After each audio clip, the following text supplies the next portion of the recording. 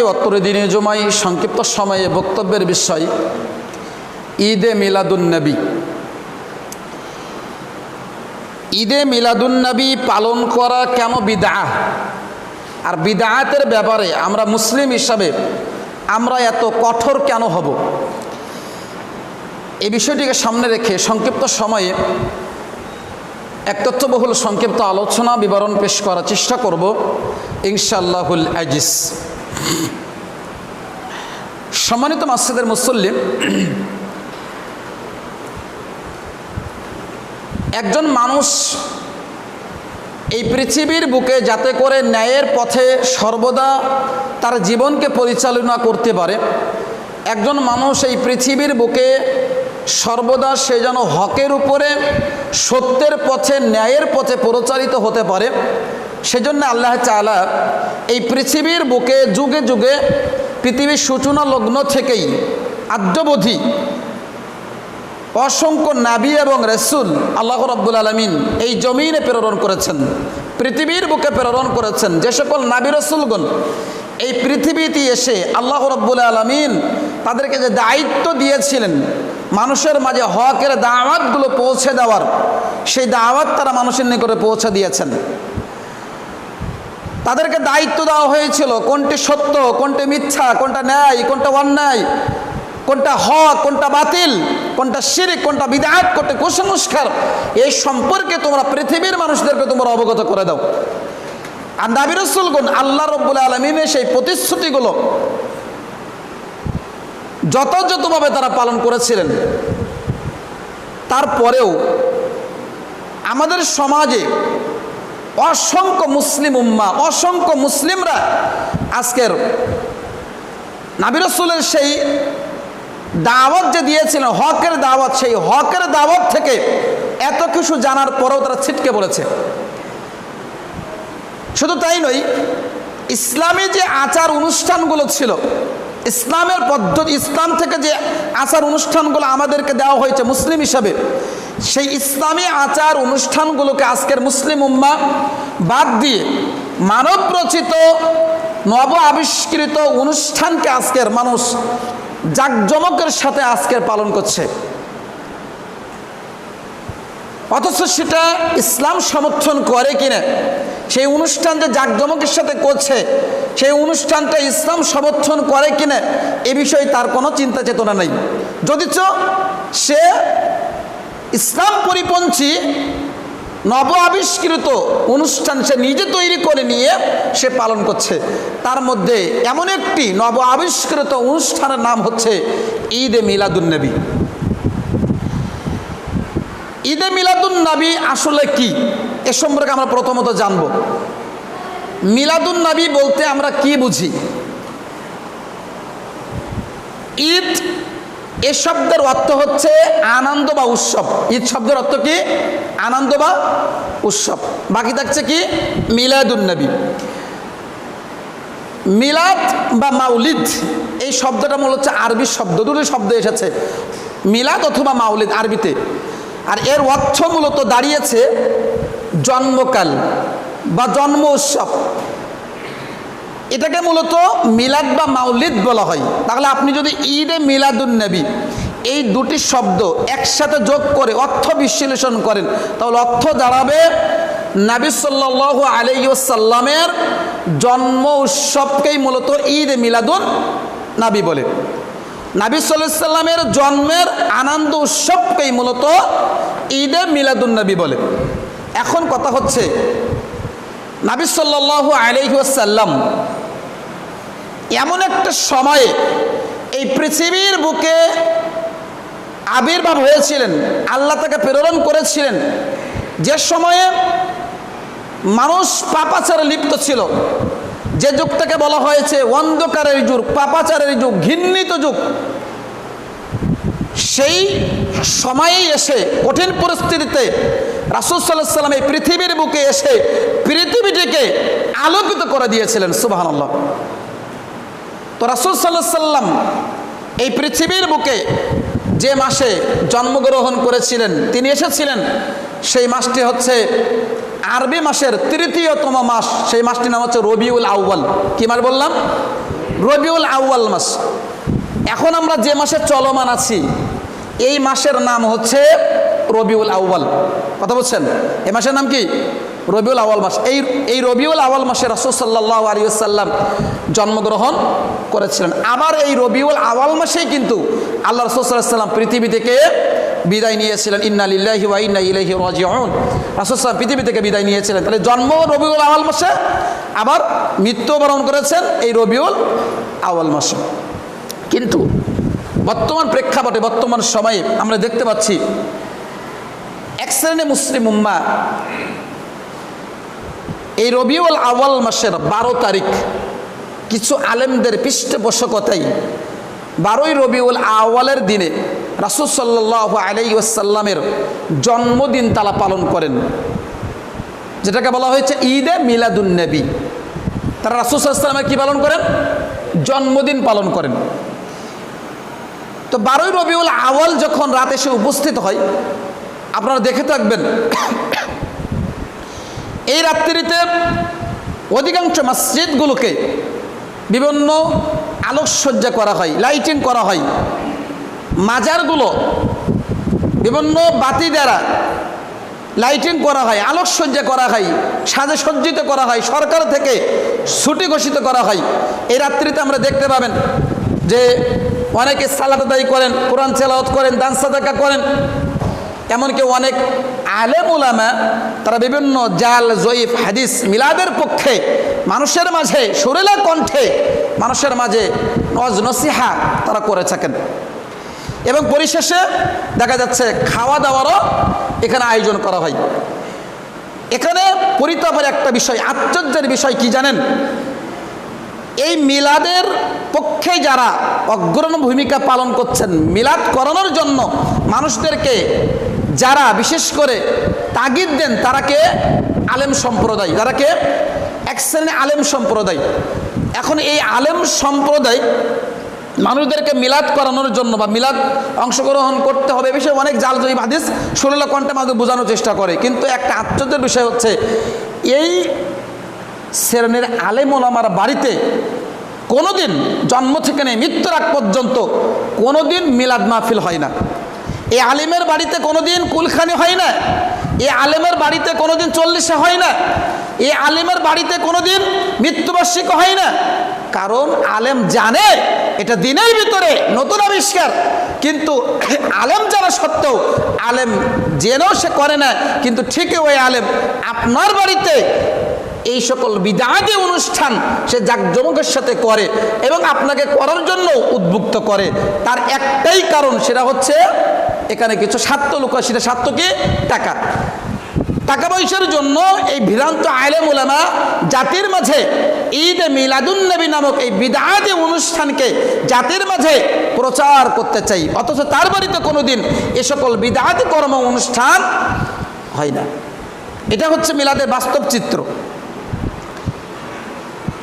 সম্মানিত মসজিদের মুসল্লি, দেখুন রাসূল সাল্লাল্লাহু আলাইহি সাল্লামের জন্মদিন বা মৃত্যু দিবস পালন করা এটা জায়েজ না না জায়েজ, এ বিষয়ে আলোচনা করার পূর্বে আমাদের প্রথমত এখানে জানতে হবে যে রাসূল সাল্লাল্লাহু আলাইহি ওয়াসাল্লামের জন্মদিন যে তারিখে বাংলাদেশে বুকে পালিত হয়, আদৌ কি রাসূল সাল্লাল্লাহু আলাইহি ওয়াসাল্লাম সেই 12ই রবিউল আউয়ালের দিনে আল্লাহ রাসূল সাল্লাল্লাহু আলাইহি ওয়াসাল্লাম জন্মগ্রহণ করেছেন? এই বিষয় সম্পর্কে আমাদের আগে জানা প্রয়োজন।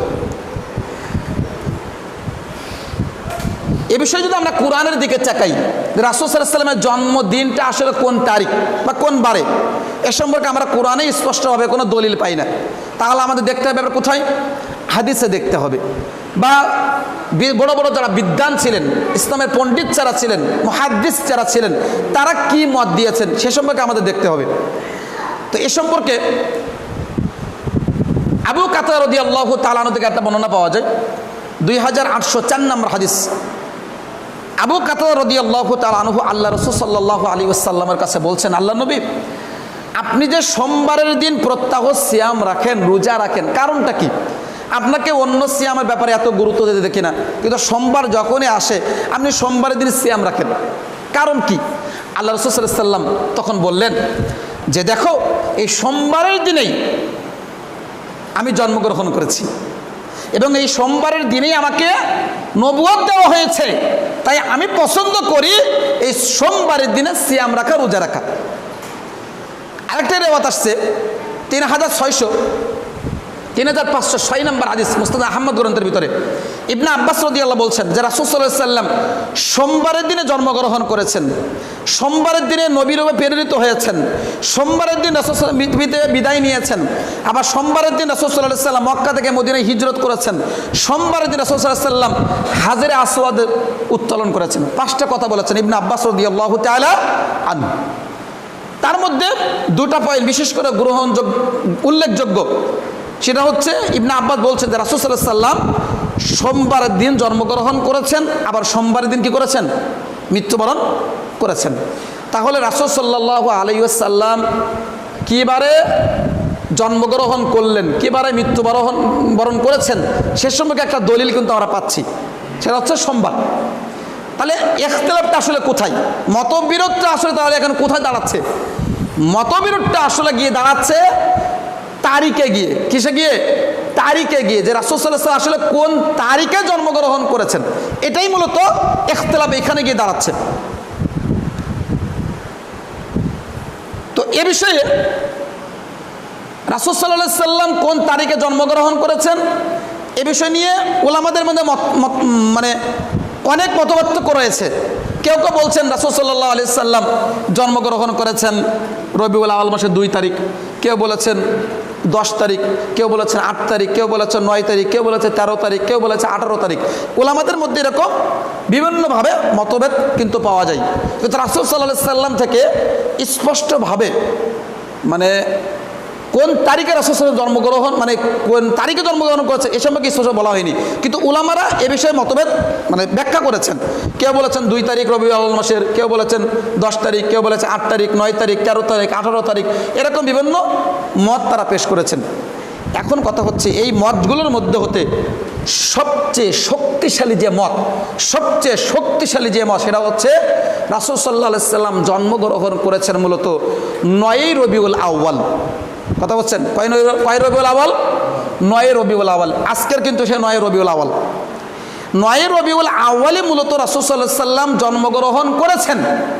এ বিষয়ে হাদিসের যারা পণ্ডিত, ইতিহাসের যারা পণ্ডিত, তারা এই ব্যাখ্যাটাই দিয়েছেন, এই দলিলটাকে দিয়েছেন, এটার উপরে মত দিয়েছেন। যেমন আল্লামা হুমায়দি রাহিমাহুল্লাহ, তিনি এ বিষয়ে মত দিয়েছেন, 9 তারিখে কথা বলেছেন। আল্লামা আল হাজম রাহিমাহুল্লাহ এই মত দিয়েছেন। ইমাম ইবনে তাইমিয়া রাহিমাহুল্লাহ যুগশ্রেষ্ঠ মুহাদ্দিস, তিনি এই মত দিয়েছেন। ইবনে কাইয়িম রাহিমাহুল্লাহ তিনি এই মত দিয়েছেন।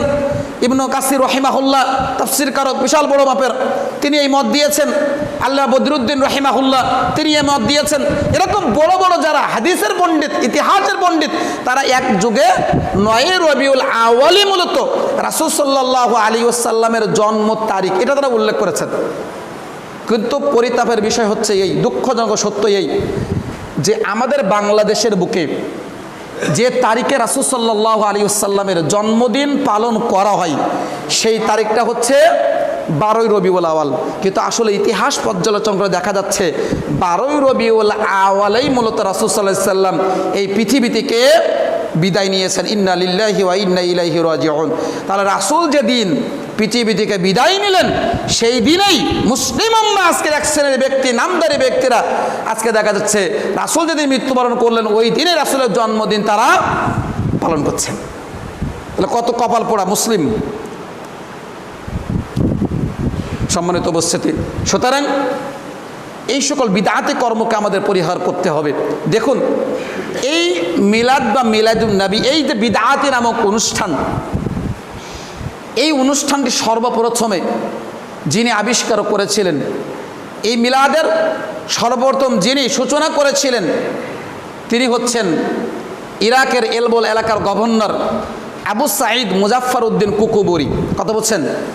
ইরাকের এলবল এলাকার গভর্নর আবু সাঈদ মুজাফফর উদ্দিন কুকুবুরি সর্বপ্রথম ইনি 604 হিজরিতে, আরেকটা রেওয়াত আসছে 625 হিজরিতে এই ঈদ মিলাদুন নবী, এই বিদআতি নামক অনুষ্ঠানের তিনি সূচনা করেছিলেন, চালু করেছিলেন।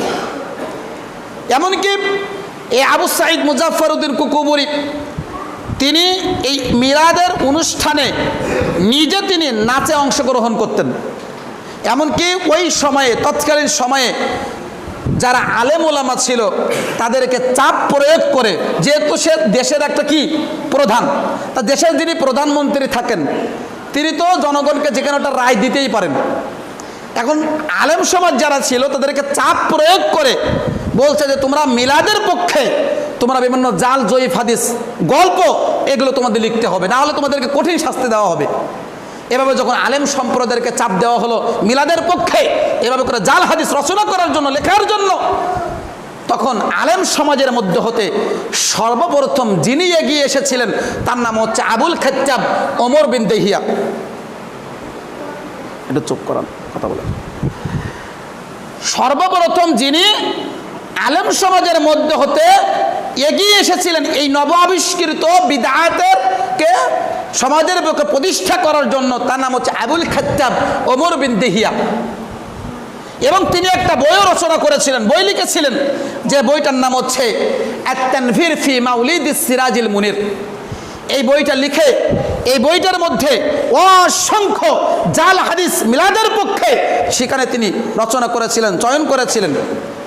লিখে যখন বইটা শেষ করলেন, এবার এই বইটা ওই যে সুলতান আবু সাঈদ মুজাফফরউদ্দিন কুকুবুরি বাদশাহ, তার কাছে গিয়ে এই আবুল খাত্তাব ওমর বিন দেহিয়া এই আলেম তিনি এই বইটা হাদিয়া দিলেন, যে নেন, যে আমি মিলাদের পক্ষে একটা বই লিখেছি, এটা আপনাকে আমি হাদিয়া দিলাম। বাদশাকে আলেম হাদিয়া দিচ্ছে।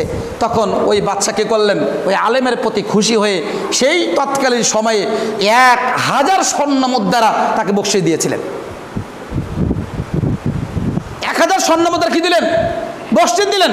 পর্যায়ক্রমে আলেমদের একটা মহল, আলেমদের একটা শ্রেণী, এই বিনা পুঁজির ব্যবসায়ী বিদাতে নামক অনুষ্ঠানে তারাও পা বেরিয়ে গেলেন। এভাবে করে আস্তে আস্তে পর্যায়ক্রমে সেই তৎকালীন সময় থেকে আজ পর্যন্ত সেই ঈদে মিলাদুন্নবী নামক বিদাতে অনুষ্ঠান সমাজের বুকে চালু হয়ে আসছে, এখনো চালু রয়েছে। এটা মূলত হচ্ছে মিলাদ বা মিলাদুন্নবীর ইতিহাস আবিষ্কার, যা রাসূল সাল্লাল্লাহু আলাইহি ওয়াসাল্লামের মৃত্যুর 593 বছর, আরেকটা রেওয়াত আসছে 614 বছর পরে এই মিলাদুন্নবীর আবিষ্কার হয়েছে। আবার বুঝেন, আল্লাহ নবী সাল্লাল্লাহু আলাইহি ওয়াসাল্লামের মৃত্যুর 593, আরেকটা রেওয়াত আসছে 614 বছর পরে রাসূলুল্লাহ সাল্লাল্লাহু আলাইহি ওয়াসাল্লামের 614 বছর পরে মৃত্যুর এই মিলাদুন্নবীর আবিষ্কার হয়েছে। অথচ রাসূল সাল্লাল্লাহু আলাইহি ওয়াসাল্লাম মিলাদুন্নবী আবিষ্কার করেনি, মানে আপনার পালনই করেনি। রাসূল সাল্লাল্লাহু আলাইহি ওয়াসাল্লাম নিজে তার জন্মদিন পালন করেনি। মূলত এটা চালু করেছেন আবু সাঈদ মুজাফফরউদ্দিন কুকুবুরি, ইরাকের এলবল গভর্নর, ইনি তিনি চালু করেছিলেন। এবং তার চাপাচাপিতে আলেম সমাজের মাধ্যমে এই বিদাতি অনুষ্ঠান সমাজের বুকে আস্তে আস্তে এভাবে করে চালু হয়েছে। সম্মানিত মাসজিদের মুসল্লি, এজন্য মুসলিম উম্মাহ হিসাবে আমাদের উচিত হচ্ছে, যেহেতু রাসূল সাল্লাল্লাহু আলাইহি সাল্লাম নিজের জন্মদিন তিনি পালন করেননি, ঈদ মিলাদুন্নবী পালন করেনি, একজন মুসলিম হিসেবে আমাদের উচিত যে আপনি আমি আমাদের পরিবার পরিজনকে এই সকল বিদআতি কর্ম থেকে ফিরিয়ে আনার চেষ্টা করতে হবে। আল্লাহ আমাদের তৌফিক দান করুন, সকলে বলি আল্লাহুম্মা আমিন। সম্মানিত মাসজিদের মুসল্লি,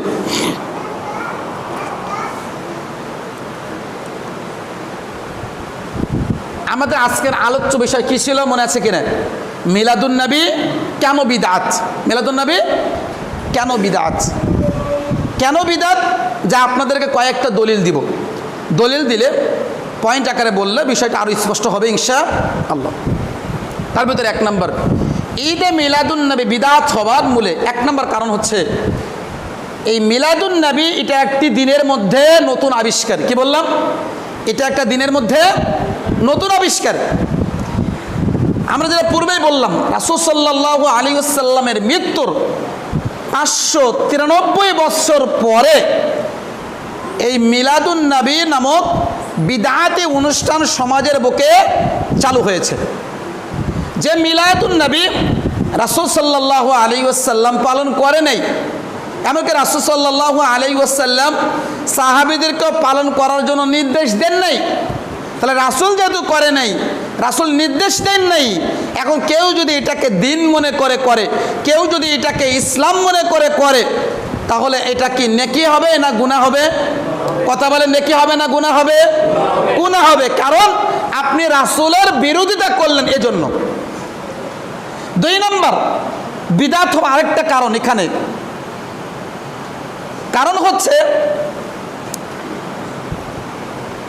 রাসূল সাল্লাল্লাহু আলাইহি ওয়াসাল্লামের যুগে বিশেষ করে 10 জন সাহাবী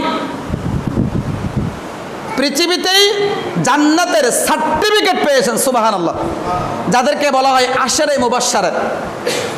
আশারে মুবাশশারা যাদেরকে বলা হয়, যারা সর্বক্ষণ রাসূলের সাথে থেকেছেন, তারাও রাসূল সাল্লাল্লাহু আলাইহি ওয়াসাল্লামের জন্মদিন পালন করে নাই। লক্ষাধিক সাহাবী তারাও রাসূলের জন্মদিন পালন করে নাই। রাসূলের সহধর্মিনী যারা সর্বক্ষণ রাসূলের সাথে থেকেছেন, তারাও রাসূলের জন্মদিন পালন করে নাই। এর পরবর্তীতে তাবিঈন এসেছেন পৃথিবীর বুকে, তারা কেউ পালন করেনি। এরপরে এসেছেন মুহাদ্দিস কুল শিরোমণি, যাদেরকে বলা হয় ইমাম বুখারী রাহিমাহুল্লাহ, ইমাম মুসলিম রাহিমাহুল্লাহ, ইমাম আবু দাউদ রাহিমাহুল্লাহ, ইমাম নাসাই রাহিমাহুল্লাহ, ইবনু হিব্বান রাহিমাহুল্লাহ। এরকম মুহাদ্দিস কুলদের শিরোমণি যাদেরকে বলা হয়, তারাও কে রাসূল সাল্লাল্লাহু আলাইহি ওয়াসাল্লামের জন্মদিন তারা পালন করে নাই। শুধু তাই নয়, যাদেরকে ইমাম বলা হয়, বড় বড় ইমাম 4 জন, ইমাম আবু হানিফা রাহিমাহুল্লাহ, ইমাম মালিক রাহিমাহুল্লাহ, ইমাম শাফি রাহিমাহুল্লাহ, ইমাম আহমদ বিন হাম্বল রাহিমাহুল্লাহ, এই যে 4 জন বড় বড় ইমাম, এই 4 ইমামও কিন্তু রাসূল সাল্লাল্লাহু আলাইহি ওয়াসাল্লামের জন্মদিন পালন করে নাই এবং রাসূল সাল্লাল্লাহু আলাইহি ওয়াসাল্লাম নির্দেশ প্রদান করে নাই।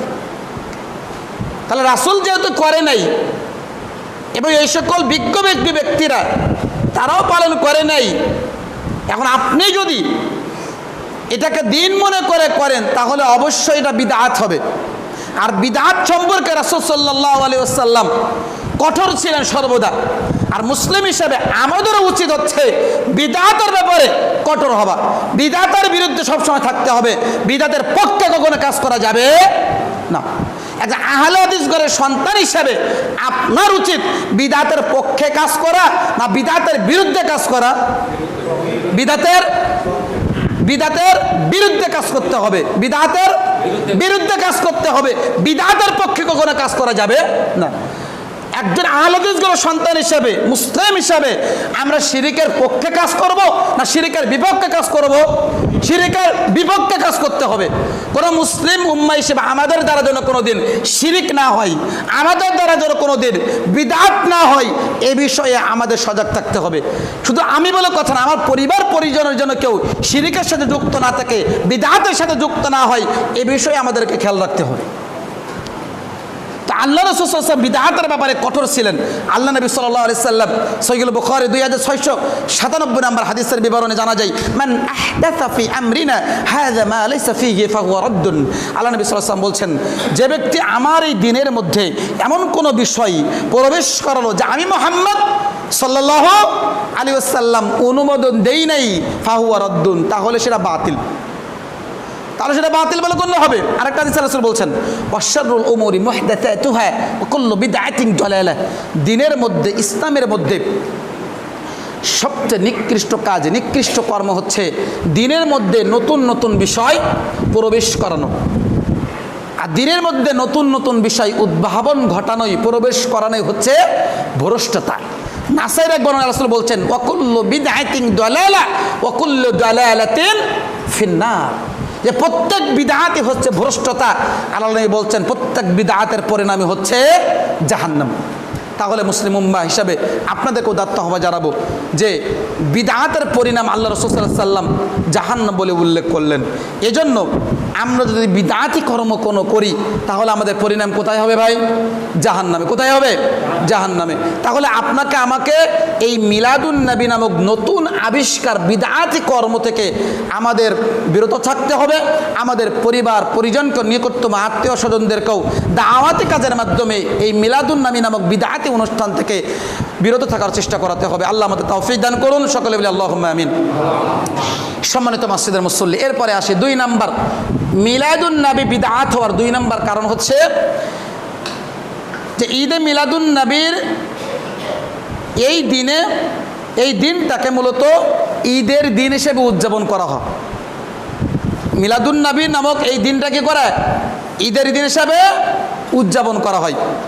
অনেক মুসলিম উম্মাহ দেখবেন মিলাদুন নবী পালন করে, এখন মিলাদুন নবী পালন করে তারা ক্ষান্ত নয়, বরং মিলাদুন নবী তো পালন করছেই, তারা বলে যে এটা হচ্ছে একটা ঈদের দিন। কিসের দিন?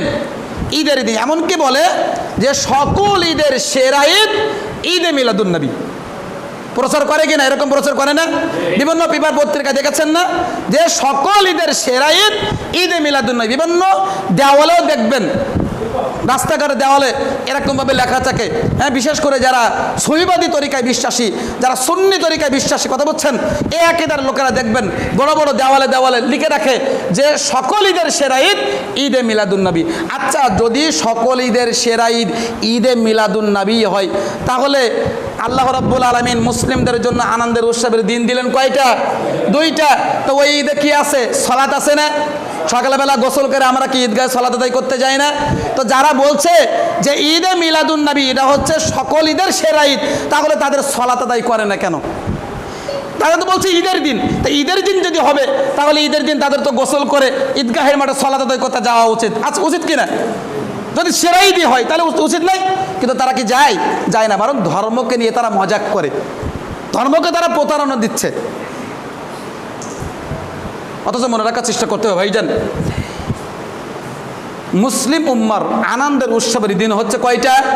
2টা। একটা হচ্ছে ইয়াউমুল ফিতর, আর একটা হচ্ছে ইয়াউমুল আজহা। একটা ঈদুল ফিতরের দিন, একটা হচ্ছে ঈদুল আজহার দিন।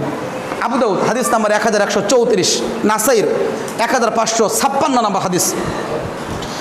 আনাস রাদিয়াল্লাহু তাআলা আনহু তিনি বলেন, রাসূল সাল্লাল্লাহু আলাইহি ওয়াসাল্লাম যখন মক্কা থেকে মদিনায় হিজরত করলেন, মক্কা থেকে মদিনায় এসে মদিনাবাসীদেরকে বছরের 2টা দিনে আনন্দ উৎসব করতে দেখলেন। তো আল্লাহ রাসূল সাল্লাল্লাহু আলাইহি ওয়াসাল্লাম তাদেরকে জিজ্ঞাসা করলেন, মদিনাবাসীদেরকে জিজ্ঞাসা করলেন, আচ্ছা তোমরা বছরে এই 2টা দিনে কেন আনন্দ উৎসব করো? তোমরা বছরের এই 2টা দিনে কেন আনন্দ উৎসব করো? তখন তারা বললেন, আল্লাহর নবী, এই 2টা দিনে পূর্ব যুগে আমরা আনন্দ উৎসব করতাম, খেলাধুলা করতাম, আনন্দ ফুর্তি করতাম, তাই আমরা এই 2টা দিনে বছরে আমরা আনন্দ উৎসব করে থাকি। তখন আল্লাহ রাসূল সাল্লাল্লাহু আলাইহি সাল্লাম বললেন, দেখো আল্লাহ সুবহানাহু ওয়া তাআলা তোমাদের এই 2টা দিনের পরিবর্তে, তোমাদের এই 2টা দিনের পরিবর্তে আল্লাহ রাব্বুল আলামিন আমার পক্ষ থেকে তোমাদের উপরে আনন্দের উৎসবের দিন দিয়েছেন 2টা। কয়টা? 2টা। একটা হচ্ছে ইয়াউমুল ফিতর, একটা ইয়াউমুল আজহা। একটা ঈদুল ফিতরের দিন, একটা ঈদুল আজহার দিন। তো মদিনাবাসীরা যে 2টা উৎসব পালন করতেন, সেই উৎসবের নাম ছিল, একটার নাম ছিল নওরোজ, আরটা হচ্ছে মেহরেজান।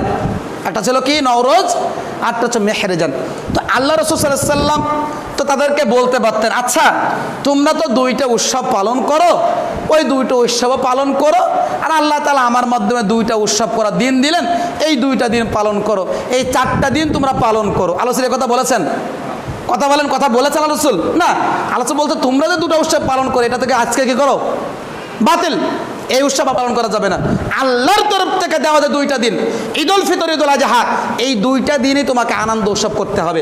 তাহলে একজন মুসলিম উম্মাহ হিসাবে বছরে শুধুমাত্র আনন্দ উৎসব করবে কয়টা দিনে? 2টা দিনে। তাহলে জন্মবার্ষিকী বলেন, মৃত্যুবার্ষিকী বলেন, কুলখানি বলেন, চল্লিশা বলেন, যত রকমের এভরিথিং দিবস রয়েছে, এই দিবস পালন করা সম্পূর্ণরূপে হারাম, নাজায়েজ ইসলামের দৃষ্টিতে। এই হাদিসের আলোকে, আমার কথা নয়, এই হাদিসের আলোকে আমরা তাকে দলিল দিলাম। তাহলে মুসলিম উম্মাহ 2টা দিন ব্যতীত অন্য কোনো দিন কি করতে পারবে না? আনন্দের দিন হিসাবে উদযাপন করতে পারবে না। তাহলে আমরা 2 নম্বর বিদআত হওয়ার কারণ আমরা জানলাম যে তারা মিলাদুন নবী নামক এই দিনটাকে ঈদের দিন হিসাবে উদযাপন করে থাকে, এই জন্য এটা বিদআত। 3 নম্বর, মিলাদুন নবী পালন করার কারণে বিধর্মী যারা রয়েছে, অমুসলিম যারা রয়েছে, তাদেরকে অনুকরণ করা হয়, তাদেরকে অনুসরণ করা হয়। কিভাবে? মৃত্যুবার্ষিকী পালন করবে, মুসলিমরা কি পালন করতে পারে? কথা বলে, মৃত্যুবার্ষিকী মুসলিমরা পালন করবে? জন্মবার্ষিকী মুসলিমরা পালন করবে? এটা কাদের কাজ? বিধর্মীদের কাজ। এটা কাদের কাজ? কথা বলেন, বিধর্মীদের কাজ, অমুসলিমদের কাজ। দলিল নেন, হিন্দু সম্প্রদায় যারা আছে তারা দেখবেন, তারা ওই যে শ্রীকৃষ্ণ আছে না, তারা তাদের শ্রীকৃষ্ণের জন্মদিন উপলক্ষে তারা দেখবেন জন্মাষ্টমী পালন করে। কথা বলছেন, শ্রীকৃষ্ণের জন্মদিন উপলক্ষ করে তারা জন্মাষ্টমী পালন করে থাকে। তাহলে এটা কাদের থেকে আসলো? হিন্দুদের থেকে আসলো কিনা? আসলো না? আরেকটা দলিল নেন, আপনার যারা ইহুদি সম্প্রদায় রয়েছে, এই ইহুদি সম্প্রদায় যারা, তারা ঈসা আলাইহিস সালাতু ওয়াস সালাম এর জন্ম তারিখটা আসলে কবে সে সম্পর্কে তারা কিন্তু অবগত নয়, তারা জানেও না। একটা ধারণার উপর ভিত্তি করে, অনুমানের উপর ভিত্তি করে তারা 25শে ডিসেম্বর যিশুর জন্মদিন ভেবে তারা ক্রিসমাস ডে অর্থাৎ বড়দিন তারা উদযাপন করে থাকে। অথচ ঈসা আলাইহিস সালাম যে 25শে ডিসেম্বর জন্মগ্রহণ করেছেন এর কোনো সঠিক কিন্তু তথ্য তাদের কাছে নাই।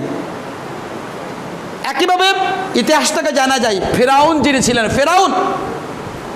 ফেরাউন তিনি তার নিজের জন্মদিনও পালন করতেন। আর ফেরাউন ছিলেন কি? ইহুদি। ফেরাউন ছিলেন কি? ইহুদি। তাহলে আমরা এই তিনটি উদ্ধৃতি থেকে বুঝলাম যে মূলত জন্মবার্ষিকী বলেন, মৃত্যুবার্ষিকী বলেন, এগুলো মূলত বিধর্মীদের কাজ, হিন্দুদের কাজ, ইহুদিদের কাজ, খ্রিস্টানদের কাজ। আল্লাহ নবী সাল্লাল্লাহু আলাইহি ওয়াসাল্লাম দায়িত্বহীন ঘোষণা 4031 নম্বর হাদিস আবু দাউদের ভিতরে এসেছে। আল্লাহ রাসূল বলছেন, মান তাশাব্বাহা বিকওমিন ফাহুয়া মিনহুম, যে জাতি অন্য কোন জাতির সাথে মিল রেখে কোন কাজ করবে সে তাদের অন্তর্ভুক্ত হবে।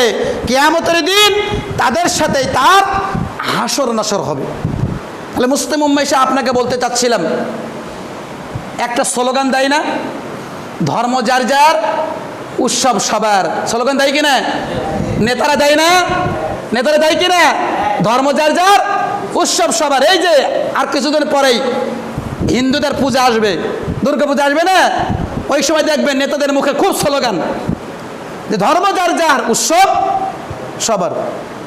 এই যে স্লোগান দিচ্ছেন আপনি, এটা কোনো মুসলিম কোনো সন্তান এই স্লোগান দিতে পারে?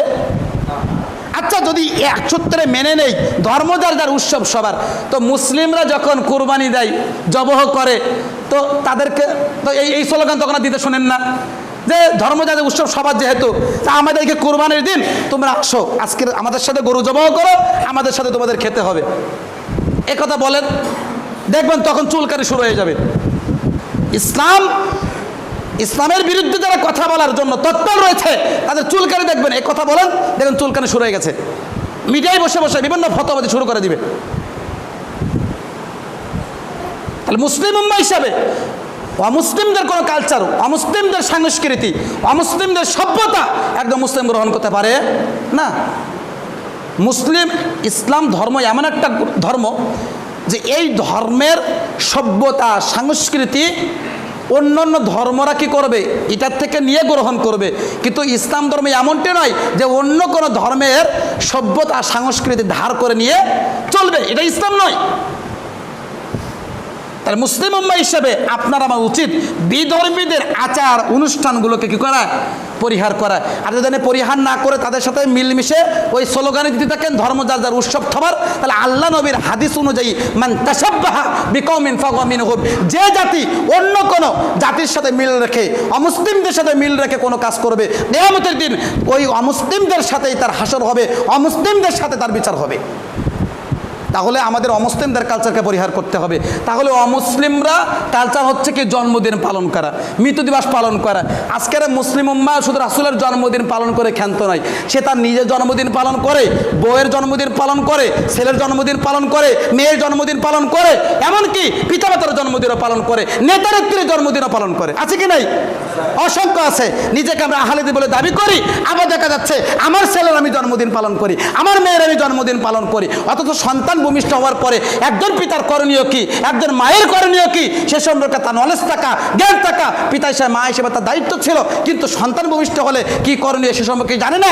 ঠিকই 1 বছর পরে তার জন্মদিন পালন করতে হবে, কেক কেটে হ্যাপি বার্থডে পালন করতে হবে, এ বিষয়ে তার খুব ভালো অবগত রয়েছে, খুব ভালো জানে, খুব ভালো বুঝে।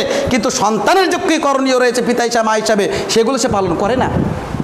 সুতরাং নীতিকে পরিবর্তন করুন। নিজেকে হালেদ বলে পরিচয় দিয়ে আপনি বাঁচতে পারবেন না পরকালে।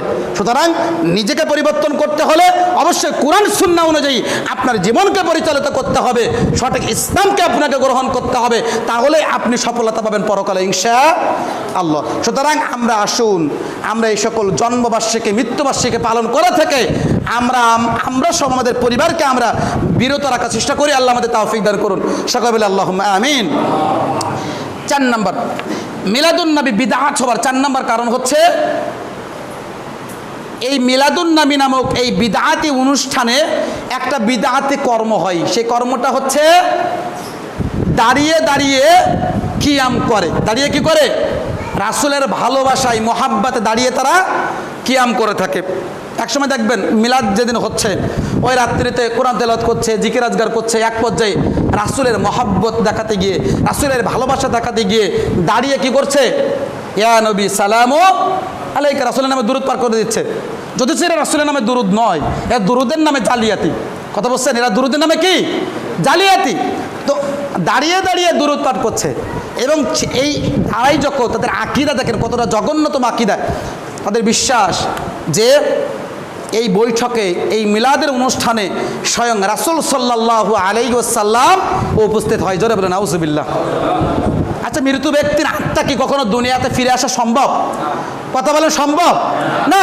আল্লাহ তাআলা সূরা মুমিনুনের 100 নম্বর আয়াতে স্পষ্ট বলে দিচ্ছেন যে মৃত ব্যক্তির আত্মার রূহ কোনোদিন দুনিয়াতে আসা সম্ভব নয়। হাজির নাজির একমাত্র কে হতে পারেন? আল্লাহ সুবহানাহু ওয়া তাআলা। গায়েবের খবর কে রাখে? একমাত্র আল্লাহ সুবহানাহু ওয়া তাআলা। এখন যারা বলছেন রাসূল স্বয়ং এই মিলাদের অনুষ্ঠানে চলে আসে, এই আকীদা সম্পূর্ণ শিরকি আকীদা। এটা সম্পূর্ণরূপে একটা ভিত্তিহীন এবং এটা ঈমান বিধ্বংসী একটা কথা। তো এখানে দাঁড়িয়ে দাঁড়িয়ে তারা রাসূল সাল্লাল্লাহু আলাইহি ওয়াসাল্লামের রূহ ফিরে আসে এরকম করছেন। অথচ রাসূল সাল্লাল্লাহু আলাইহি ওয়াসাল্লাম দেখেন কত কঠিন ছিলেন। রাসূল সাল্লাল্লাহু আলাইহি ওয়াসাল্লামের দাঁড়িয়ে কেউ তাকে সম্মান করুক, মানে রাসূল সাল্লাল্লাহু আলাইহি ওয়াসাল্লামকে দেখে কেউ সম্মানার্থে দাঁড়িয়ে যাক, এটা রাসূল সাল্লাল্লাহু আলাইহি ওয়াসাল্লাম পছন্দ করতেন না। রাসূল সাল্লাল্লাহু আলাইহি ওয়াসাল্লাম অপছন্দ করতেন। আনাস রাদিয়াল্লাহু বলছেন যে সাহাবীদের নিকটে রাসূল সাল্লাল্লাহু আলাইহি ওয়াসাল্লামের চেয়ে আর কোনো ব্যক্তি এত প্রিয় ছিল না। সুবহানাল্লাহ। সাহাবীদের জীবন পর্যন্ত দিতে প্রস্তুত রাসূলের জন্য। তারা তাদের জীবনে রাসূলের থেকে আর কেউ প্রিয় কোনো বস্তু কিন্তু ছিল না। আর আমাদের কাছে সবচেয়ে প্রিয় সম্পদ কি? অর্থ, টাকা পয়সা, জমি জায়গা, হ্যাঁ, এগুলো আমাদেরকে সবচেয়ে প্রিয় মনে করি আমরা, তাই না? আর আল্লাহ নবী সাল্লাল্লাহু আলাইহি ওয়াসাল্লামের সাহাবা আনাস বলছেন যে সাহাবাদের কাছে সবচেয়ে প্রিয় যে ব্যক্তিরা ছিল সেটা হচ্ছে রাসূল মুহাম্মদ সাল্লাল্লাহু আলাইহি ওয়াসাল্লাম। তো রাসূল সাল্লাল্লাহু আলাইহি ওয়াসাল্লাম সাহাবীদের নিকটে সম্মানিত ব্যক্তি। তো তিনি যখন সাহাবীদের মাঝে আগমন করতেন, রাসূল সাল্লাল্লাহু আলাইহি ওয়াসাল্লামকে দেখে সাহাবারা কি করতেন না? দাঁড়াতেন না। দাঁড়ার মানে সম্মান করতেন, দাঁড়িয়ে যে সম্মান যে বিষয়টা, এই দাঁড়িয়ে সম্মান করতেন না। কেন করতেন না বলেন তো? কারণ রাসূল সাল্লাল্লাহু আলাইহি ওয়াসাল্লাম তার সম্মানের থেকেও দাঁড়িয়ে তাকে কেউ সম্মান করুক, দাঁড়িয়ে থাকুক, এটা তিনি পছন্দ করতেন না। আবার কাট্টাদি রাসূল বলছেন, কেউ যদি মনের আশা এটা থাকে যে আমি একজন বড় ডিসি, চেয়ারম্যান, এমপি, মন্ত্রী, বড় উচ্চতর কর্মকর্তা, আমি এসেছি, আমার সামনে যদি সে না দাঁড়ায় আমার সম্মান থাকে না। মানে তার আপনার সামনে যদি সে না দাঁড়ায় তাহলে তার চাকরি আর থাকে না। মানে চাকরি থেকে আপনি অব্যাহত করে দিচ্ছেন, কারণ আপনাদেরকে সে আপনাকে করে নাই, সম্মান করে নাই, এটা আপনার কাছে মনে হচ্ছে। অথচ আল্লাহ রাসূলের কথা আপনি দেখেন 2577 নম্বর হাদিস তিরমিজির ভিতরে, কোনো ব্যক্তির মনের আশা যদি এটা থাকে যে আমাকে কেউ সম্মানের জন্য মূর্তির মতো কেউ এভাবে করে আমার সামনে দাঁড়িয়ে থাকুক, তাহলে সে যেন তার ঠিকানা জাহান্নাম করে নেয়। জোরে নাউজুবিল্লাহ। তাহলে কারোর সম্মানার্থে এভাবে করে দাঁড়িয়ে থাকা যাবে না, এটা রাসূল নিষেধ করেছেন। আপনার মনে যদি এটা আশা থাকে যে আমার সামনে কেউ আমাকে সম্মান করার জন্য দাঁড়াক, তাহলে আপনার ঠিকানা কোথায় হবে? জাহান্নাম হবে। একথা আল্লাহ নবী সাল্লাল্লাহু আলাইহি ওয়াসাল্লাম বলেছেন। এখানে একটা কথা বলে নেই, স্কুল কলেজ যে গতানুগতিক যে শিক্ষাগুলো চলছে, কারুকালাম যে শিক্ষা ব্যবস্থাপনা, আজকের এই শিক্ষা ব্যবস্থাগুলো পুরো ধ্বংস হয়ে গিয়েছে। ছাত্রছাত্রী এমনও গল্প গদ্য বইয়ের মধ্যে ঢুকানো হয়েছে, মানে আশ্চর্য হয়ে যাবেন, যেগুলো পড়াই যায় না।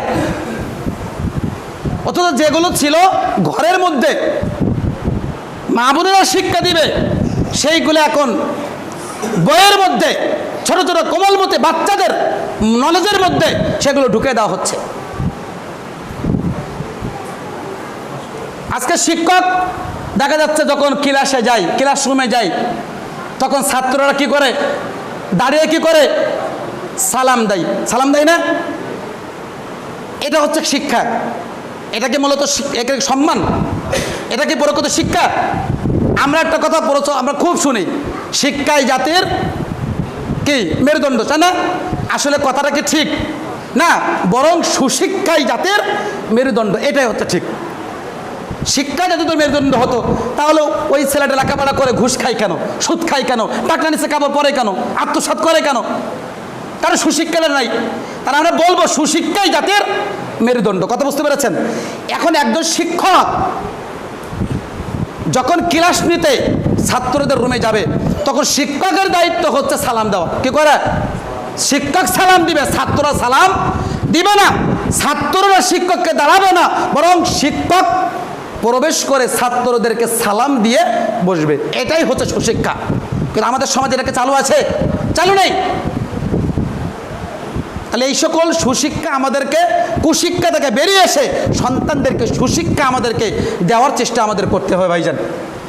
এই জন্য এই মিলাদুন নবী নামক যে বিদআতি অনুষ্ঠান আমরা যেটা বলতে চাচ্ছিলাম, এখানে মিলাদের অনুষ্ঠানে কি হয়? কিয়াম করা হয়, রাসূলের সম্মানে দাঁড়ানো হয়। এই জন্য একটা বিদআতি কর্ম, এরা পরিহার করতে হবে। পরিশেষে 5 নাম্বার হচ্ছে রাসূল সাল্লাল্লাহু আলাইহি ওয়াসাল্লামের নামে মিলাদ নামক এই অনুষ্ঠানে অনেক মিথ্যা দুরূদ রাসূলের উপর পাঠ করা হয়। বলা হয়ে থাকে, ইয়া নবী সালামু আলাইকা, ইয়া রাসূল সালামু আলাইকা, ইয়া হাবিব সালামু আলাইকা, সাল্লাল্লাহু আলান নবী। বলা হয় কি না? বলা হয়। বলা হচ্ছে, ইয়া নবী সালাম আলাইকা, হে রাসূল আপনার উপরে সালাম, হে রাসূল আপনার প্রতি সালাম, ইয়া হাবিব আপনার প্রতি সালাম। অর্থ তো খুব চমৎকার, অর্থ কিন্তু ভালো, কিন্তু রাসূল এমন একজন ব্যক্তি, আসমান জমিনের মধ্যে সর্বশ্রেষ্ঠ মানুষ যিনি, তিনি হলেন মুহাম্মদ রাসূলুল্লাহ সাল্লাল্লাহু আলাইহি সাল্লাম।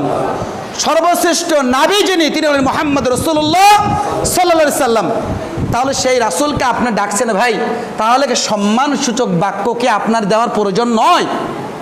আর স্বয়ং আল্লাহ দেখেন, আল্লাহ রাব্বুল আলামিন আমাদের নবীকে যখন ডাকেন, তখন বলেন, ইয়া আইয়ুহান নাবিয়্যু, হে সম্মানিত নবী, ইয়া আইয়ুহার রাসূল, হে সম্মানিত রাসূল। আমাদের রাসূলকে আল্লাহ ডাকছেন, আমাদের নবীকে আল্লাহ ডাকছেন সম্মান দিয়ে। দেখেন, আল্লাহু আকবার। কিন্তু আপনি আমি রাসূলকে ডাকবো, তাহলে কি সম্মান দিয়ে আমাদের ডাকতে হবে না ভাই? সম্মান দিয়ে ডাকতে হবে। কথা বলছেন? তাহলে এই সকল বিদআতি দুরূদ রাসূলের নামে এই মিলাদে অনুষ্ঠানে কি করা হয়? পাঠ করা হয়েছে। অথচ মনে রাখার চেষ্টা করবেন, রাসূলের নাম শুনলে সংক্ষিপ্তভাবে দুরূদ পাঠ করতে হবে। কি বলবেন? সাল্লাল্লাহু আলাইহি ওয়াসাল্লাম। আরেকটা দুরূদ আছে, বড় দুরূদ, সেটা হচ্ছে দুরূদে ইব্রাহিম।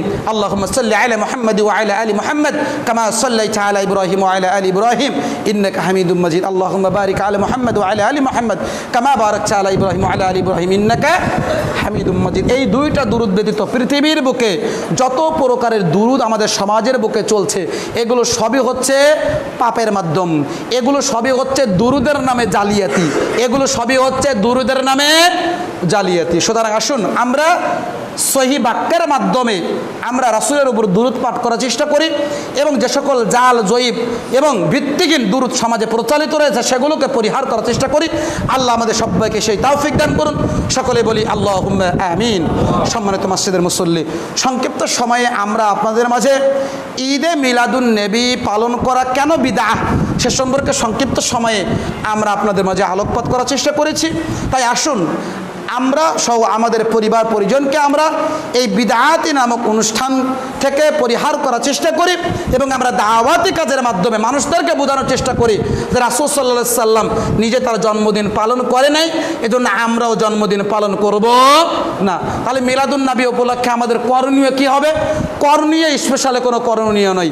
করণীয় শুধু হবে আপনি অন্য দিনে যেমন 5 ওয়াক্ত সালাত আদায় করেন, এই দিনে সালাত আদায় করবেন, অন্য দিন কোরআন তেলাওয়াত করেন, এই দিনে কোরআন তেলাওয়াত করেন, অন্য দিনে তাহাজ্জুদ সালাত আদায় করা অভ্যাস থাকলে আদায় করেন, এই দিনেও করেন। অতিরিক্ত কোনো ইবাদত এই উপলক্ষে নয়, বরং আমাদের একটাই করণীয় হবে, সেটা হচ্ছে রাসূলের আনুগত্য করা। কি করা ভাই? রাসূলের আনুগত্য করা।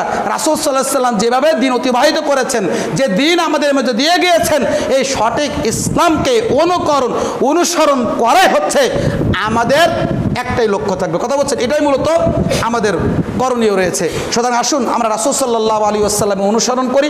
আল্লাহ আমাদের সেই তৌফিক দান করুন, আল্লাহুম্মা আমিন। এবং আল্লাহ রাব্বুল আলামিন আমাদের সবাইকে সকল প্রকার বিদআতকে বর্জন করা তৌফিক দান করুন।